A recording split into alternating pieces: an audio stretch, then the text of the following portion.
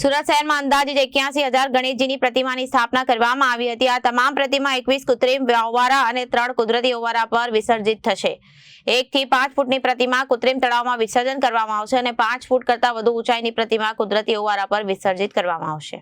સુરત શહેરમાં અંદાજિત 81,000 ગણેશજીની પ્રતિમાની સ્થાપના કરવામાં આવી છે। આ તમામ પ્રતિમાઓ 21 કૃત્રિમ ઓવારા અને 3 કુદરતી ઓવારા પર વિસર્જિત થશે।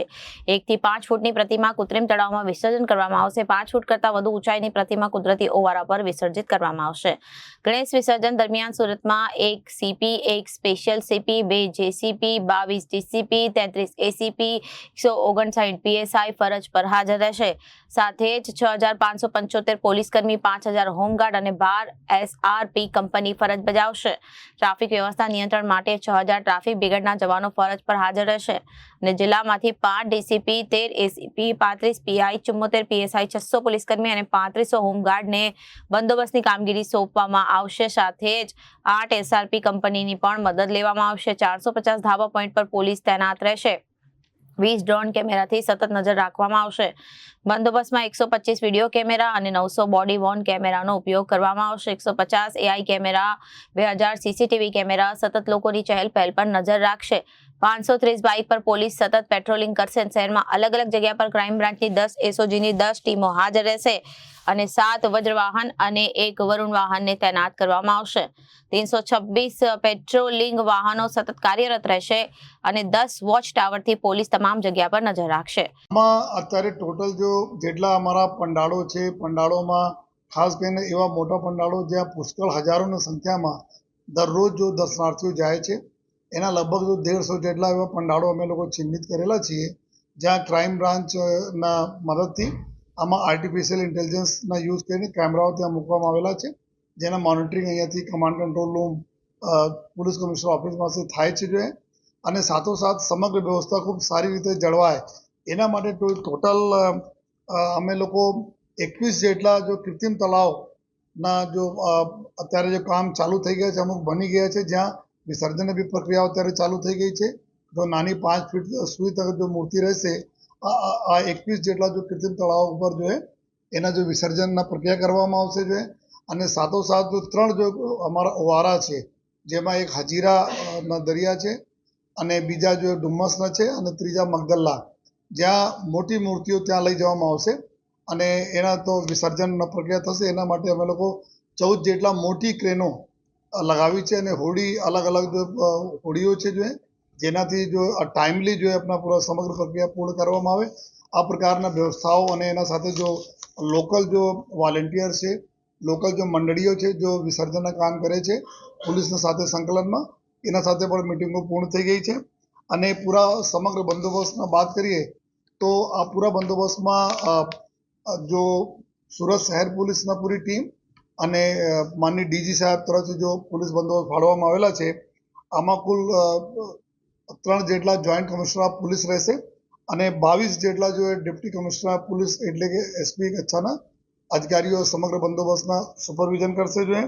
33 જેટલા એસીપીસ, 150 જેટલા અમારા પોલીસ ઇન્સ્પેક્ટર રેન્કના અધિકારીઓ અને 330થી વધુ સબ ઇન્સ્પેક્ટર્સ ડિપ્લોયમેન્ટમાં રહેશે અને એના સાથે પૂરા વાત કરીએ તો પોલીસ, હોમગાર્ડ અને ટીઆરબી આ બધાનો તમામ ટ્રાફિકના વ્યવસ્થાથી લઈને આપણા ત્યાં દરરોજના જેટલા બી આપણા પંડાળો છે એના સુરક્ષા વ્યવસ્થા, પેટ્રોલિંગની સુરક્ષા વ્યવસ્થા, આ બધા અગર વાત કરીએ તો ટોટલ કરીબ 12,500 જેટલા ટોટલ પોલીસ, હોમગાર્ડ અને ટીઆરબીના જવાનો ડિપ્લોય રહેશે અને એની મદદમાં total 12 company state reserve police એસઆરપીના અમારી 12 કંપનીઓ છે, આશરે 1000 જેટલા એસઆરપીના જવાનો થયા અને સાથોસાથ મદદમાં એક કંપની રેપિડ એક્શન ફોર્સની અને એક કંપની મહિલા પૂરી કંપની સીઆરપીએફની મહિલા કંપની બી આપણે મદદમાં આવી છે અત્યારે આના અલગ અલગ વિસ્તારોમાં અમે લોકો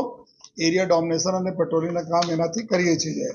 પૂરા એના સાથોસાથ આ મેન પાવરના સપ્લિમેન્ટ કરવા માટે અને પૂરી વ્યવસ્થા સારી રીતે થાય, કોઈ પણ પ્રકારના અડચણ પૂરી વ્યવસ્થામાં નહીં ઊભા થાય એના માટે અલગ અલગ અમારા વિસર્જનના રૂટથી લઈને અત્યારે અમારા ગણપતિજીની સ્થાપના છે, 450 જેટલા ધાબા પોઈન્ટ અમે લોકો આઈડેન્ટિફાઈ કરેલા છીએ।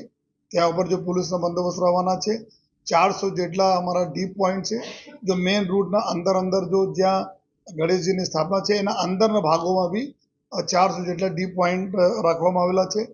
અમારા 20 જેટલા લગભગ ડ્રોન કેમેરાઓ જો પોલીસ પાસે સુરત સિટી પાસે છે એના અમે ઉપયોગ કરીએ છીએ. જો 125 જેટલા અમારા વિડીયો કેમેરા આ રહેશે. એના સિવાય જો 900 બોડી વોર્ન કેમેરા છે જો પોલીસના જવાનો અધિકારીઓ આપણે યુનિફોર્મ ઉપર લગાવીને તમામ ચીજોનું રેકોર્ડિંગ અને લાઈવ ટેલિકાસ્ટ આપણે કંટ્રોલ રૂમમાં એના થતા રહેવાના છે.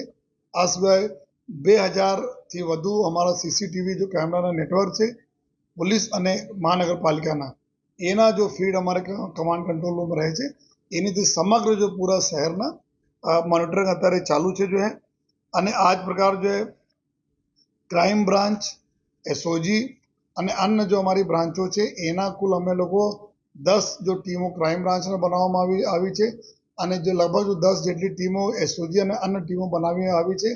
જે સંવેદનશીલ વિસ્તારોમાં આ લોકોના ડ્યુટી વહેંચણી કરવામાં આવી છે. જે આ લોકો રાતમાં 3-4 વાગે તક જબ તક સમગ્ર પબ્લિક જતી નહીં રહે તબ તક આ લોકો પેટ્રોલિંગમાં રહે છે અને એવા તથ્યો જેના ઉપર જો ભૂતકાળમાં આ પ્રકારના કૃત્યો કરેલા છે એના ઉપર જો કાર્યવાહી કરે છે ને અત્યાર સુધી 750 જેટલા લોકોના જો એન્ટી સોશિયલ લોકો છે એના ઉપર અટકાયતી પગલાઓ પણ લેવામાં આવેલા છે.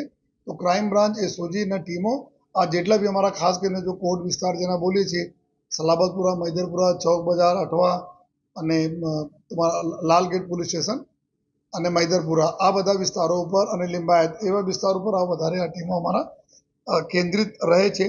આ સિવાય ટોટલ અમારા પાસે 350 4 વ્હીલર વ્હીકલ છે અને લગભગ જો 500થી વધુ અમારા મોટરસાઇકલ છે. આ બધા પેટ્રોલિંગમાં ઉપયોગ થાય છે. દરરોજ જબ તક લોકો દર્શન કરીને ઘર નહીં જતા રહે તબ તક આ અમારી ટીમો જો ત્યાં દરરોજ એની વ્યવસ્થા જાળવે છે અને આ વ્યવસ્થા અમારી પૂરી વિસર્જનના દિવસ તક રહેશે. આ સિવાય અન્ય જો અમારા ટેકનિકલ જો ચીજો છે એના ઉપર જે ક્યાં વોચ રાખવાના છે આ પ્રકારના કામગીરી ચાલુ છે. સોશિયલ મીડિયા ઉપર પૂરી અમારી જો સાયબર ક્રાઇમની ટીમ છે આ વોચ રાખી રહી છે. કોઈ વાંધાજનક પોસ્ટ કોઈ ન ફેલાવે આપને થકી બધાને અપીલ કરવા માંગીએ છીએ. કોઈ પણ પ્રકારના કોઈ ખોટા ર્યુમર ઉપર ધ્યાન નહીં આપે. કોઈ પણ પ્રકારના જૂના વિડીયો હોય સોશિયલ મીડિયા પોસ્ટ એના ઉપર જો પોલીસ તાત્કાલિક અમે લોકો ક્રાઇમ બ્રાન્ચની જવાબદારી છે કે કાર્યવાહી કરવા માટે જેથી કોઈ પણ પ્રકારના એવા બાતો આવે તો તાત્કાલિક પોલીસને જાણ કરવી જોઈએ. અને ટોટલ અત્યારે આ સમય દરમિયાન જો ઈદના બી તહેવાર છે 5 તારીખના રોજ અને ઈદના જુલુસ બી મોટા પાયે આપણા સુરત શહેરમાં નીકળે છે.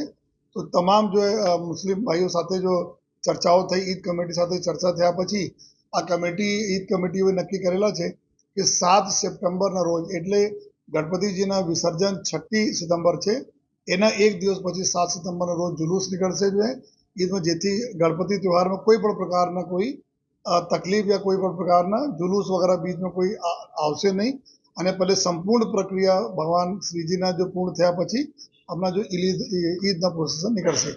તો આ સમગ્ર વ્યવસ્થા અમે લોકો કરી છે જો અને અમે એવા લોકોને બી ચેતવણી આપીએ છીએ જો કે કોઈ પણ પ્રકારના ડિસ્ટર્બ કરવાના કોશિશ કરશે તો એના ઉપર સખત પગલાં લેવા માટે તમામ ટીમોને જો છૂટ આપવામાં આવી છે જો અને બધાને અપીલ કરી છે. આ તહેવાર બહુ સૌથી મોટો તહેવાર સુરતના છે. સુરતના અમારા શાન બાનના તહેવાર છે તો બધા લોકો મળીને ઉજવી એવી બધાને અમે અપીલ કરીએ છીએ. Reporter Arvind Rathod, Janadesh news, Surat.